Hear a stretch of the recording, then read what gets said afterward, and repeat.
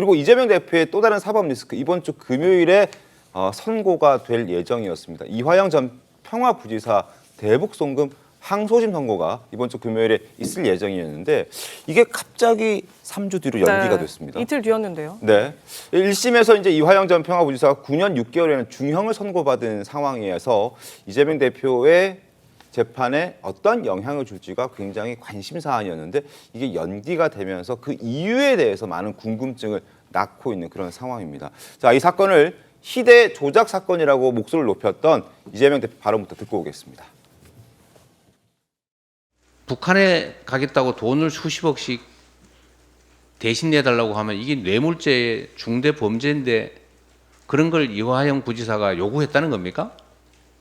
이화영 부지사가 정신이 나갔거나 아니면 바보거나 그런 사람입니까? 이 사건은 희대 조작 사건으로 결국은 밝혀질 것입니다. 연초에? 예, 제가 이제 오늘 아침에 이게 좀 궁금해서 왜냐면 지금 이번 주를 원래는 슈퍼위크라고 해서 맞습니다. 네. 월요일에 이재명 대표 위증교사 사건 1심 선고부터 시작해서 이 대표와 관련된 여러 가지 사건들, 목요일에 김용우 대변인, 네. 그리고 금요일에 이화영 전 부지사까지 줄줄이 이제 선고가 이어질 거다 이렇게 저희도 예상을 해왔었는데 그렇죠. 갑자기 이틀 전인 오늘, 그러니까 어제죠, 3일 전에. 예. 3일 전인 어제 이제 연기 소식이 들려왔기 때문인데 그래서 제가 오늘 아침에 이 이화영 전 부지사 변호인이죠. 김광민 변호사와 통화를 한번 해봤습니다. 내용 알려드리면 본인도 이제 기사로 2심 선고가 연기된 사실을 알았다 이렇게 얘기를 하면서 변론 종결한 지 한 달도 안 돼서 항소심을 선고하기에는 아마 재판부도 물리적으로 좀 촉박했지 않았을까 싶다 이렇게 얘기를 하더라고요. 그러면서 그런 분위기, 그러니까 이재명 대표가 월요일에 위증교사 사건으로 1심에서 무죄를 선고받은 것이 재판부에 혹시나 영향을 줬다고 느끼지는 않느냐 물었더니 그런 분위기는 전혀 느끼지 못했다면서 오히려 영향을 좀 받았으면 좋겠다. 그래서 좀 긍정적인 영향을 받았으면 좋겠다. 이런 희망 섞인 얘기도 같이 하더라고요. 어떻게 보십니까? 정광재 변호사님?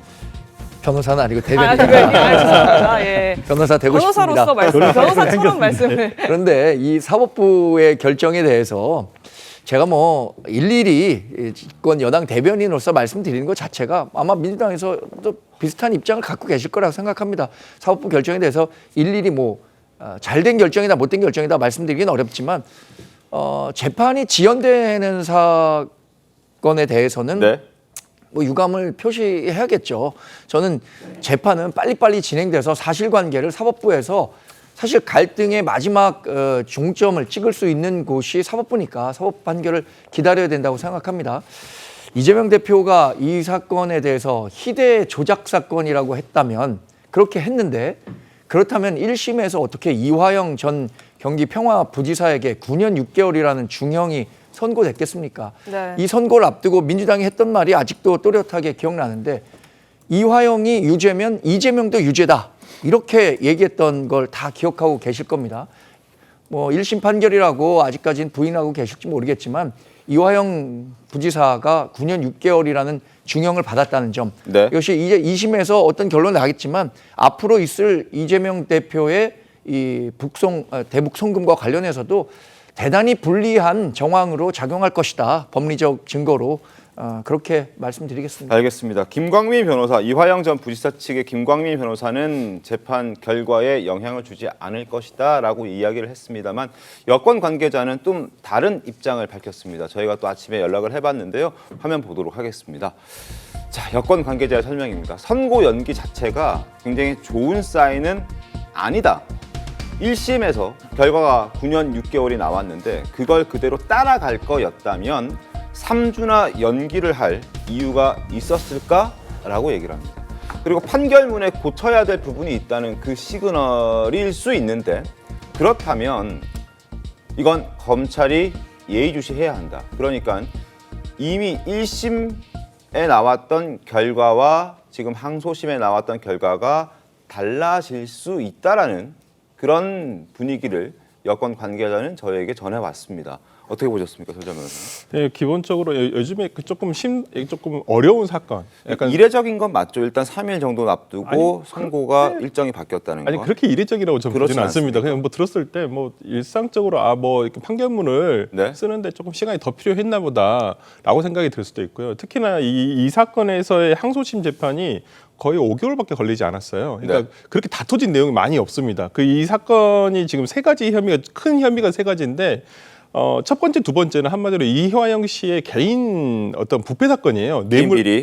뇌물과 어떤 정치자금법 위반 사건이고 지금 가장 이 이재명 대표 쪽과 연관이 있는 것은 외국환 거래법 사건입니다. 맞습니다. 그러니까 근데 지금 이 사건 9년 6개월이 나왔는데 1심에서 네. 8년은 개인 비리 사건이었어요. 네. 그다음에 1년 6개월이 외국환 거래법 사건이었습니다. 네. 그렇다고 한다면 지금 추정을 해볼 수 있는 것은 근데 2심에서 다뤄진 건요. 증인신문을 새로 한 것은 그 국정원 직원에 대해서 1심에서 증인신문을 했던 그 직원을 다시 한번 2심에서 불러서 다시 한번 증인신문을 했고요. 나머지 부분들은 그렇게 큰 의미 있는 증인신문이 아니었다고 제가 알고 있거든요. 그렇다고 한다면 2심에서 거의 다퉈진 것들은 그 개인 비리 사건에 대해서는 거의 다퉈지지 않았다는 거예요. 네. 거의 뭐 변호인 측에서 어떤 취지의 변론 요지서를 냈는지는 모르겠습니다만은 네. 증인신문 내용만을 봐서 증인들의 내용만 봐서는 외국환 거래법을 주로 아마 주로. 다퉈졌던 그게 뭐 소위 말하는 대북 송금 사건입니다. 이 애국한 거래법 자체가. 네. 그래서 이 부분과 관련해 가지고 좀 주로 쟁점이 다퉈졌었는데 여기와 관련해서 조금 더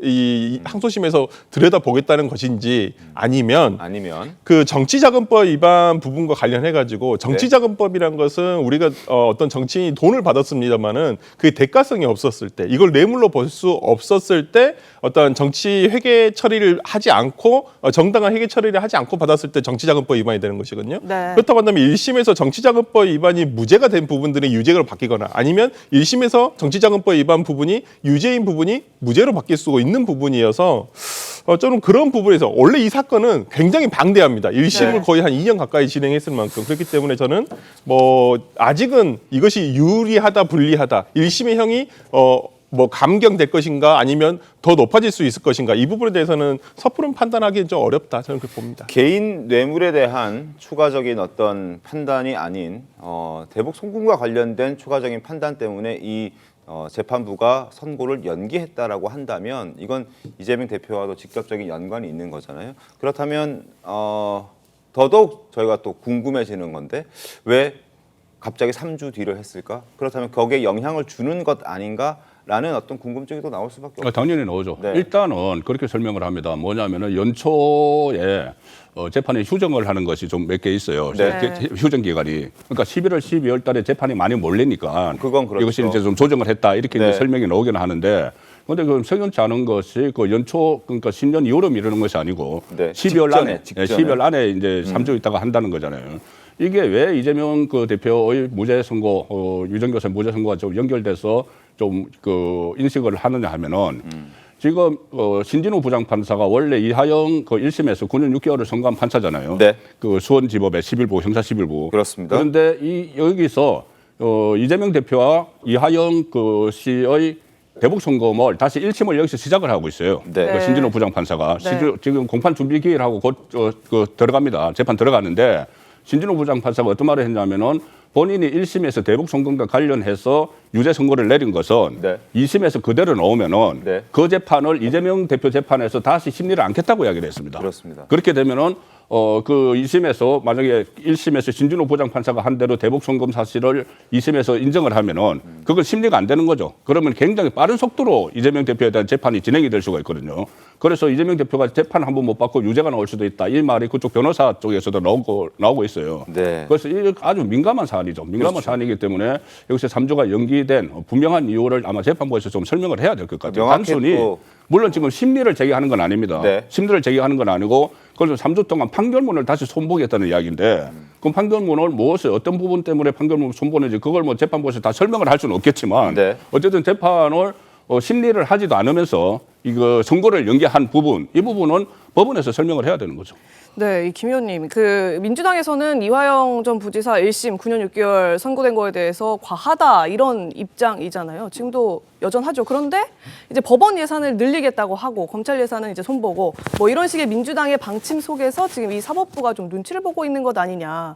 이화영 부지사 1심도 너무 중하다고 공개적으로 비판을 하고 있고 예산 문제도 이제 거대 야당이 손보겠다고 하고 이런 상황이 지금 사법부가 눈치를 보고 좀 야당을 의식하고 있는 상황 속에서 벌어지는 일 아니냐 이런 의심도 있거든요. 글쎄요, 재판부는 독립적으로 법에 따라 재판을 할 뿐이고 뭐 야당을 두려워하거나 할 이유는 1도 없다고 생각합니다. 근데 이 사건은 핵심적인 것이 이제 이화영 그 평화부지사에 대해서 여러 증인들이 검사실에 모여 앉아가지고 국감에서도 나왔죠. 초밥시켜가지고 영수증 배달비까지 다 나왔잖아요. 그러니까 이게 일종의 모해 위증에 해당될 수 있는 그런 여러 가지 정황들이 나왔어요. 거기다가 리호남이라고 하는 북한의 이제 송금 전달 주체가 필리핀에서 벌어진 아태 평화회의 거기에서 이제 만나서 서로 대화를 나눴다고 하는데 리호남이 필리핀에 간 증거가 없어졌어요. 네. 그러니까 여러 가지로 이제 검찰이 주장하고 있는 범죄 혐의에 대해서 여러 가지 증거나 이런 것들이 매우 복잡하게 엮여져 있기 때문에 재판부도 고심하고 있는 게 아닌가. 그 법에 따라서 증거에 입각해서 네. 현명한 판단이 있기를 기대합니다. 알겠습니다. 자, 여러 가지 타이밍상 좀 공교롭다는 지적도 있긴 합니다. 그러나 항소심 재판부의 현명한 판단 그리고 객관적인 판단 3주 뒤에 내놓겠다고 합니다. 저희도 기다려 보도록 하겠습니다.